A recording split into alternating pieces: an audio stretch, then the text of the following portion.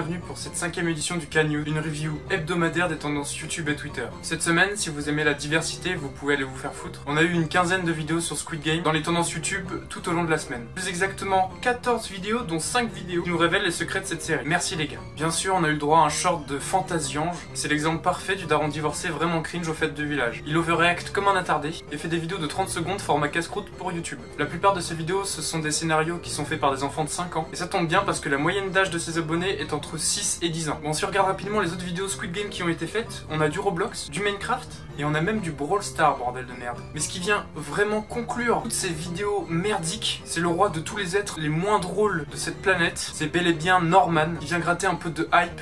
Hop, les vues faciles. Je prie tous les dieux pour qu'il n'y ait plus une seule vidéo sur Squid Game dans les tendances. Je n'en peux plus. Bon, les tendances YouTube de cette semaine, rapidement, c'était... Alors, Dany Leroux.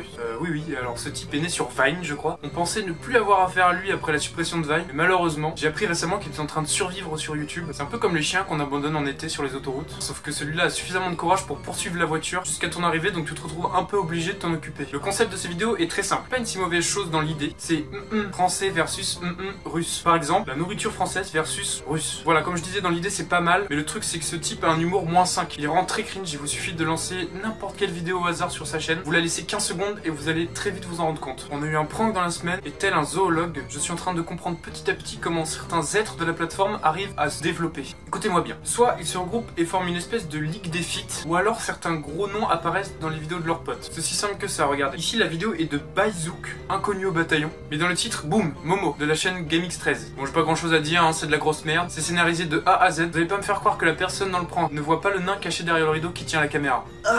Je ressens une perturbation à la force là.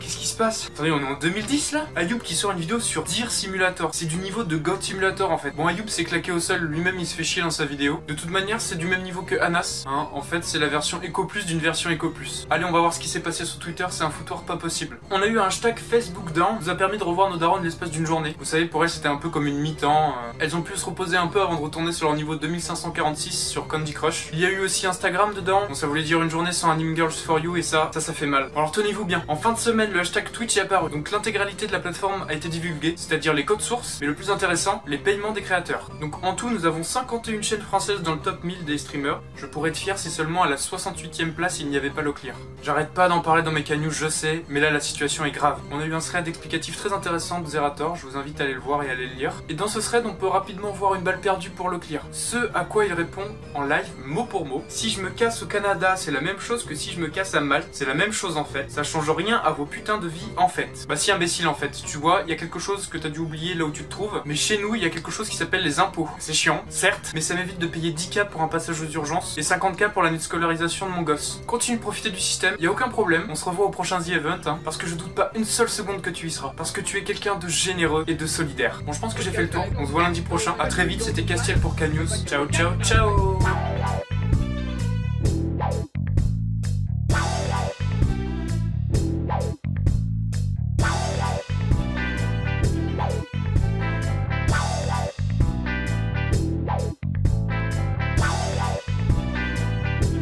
Au revoir, c'était génial, non?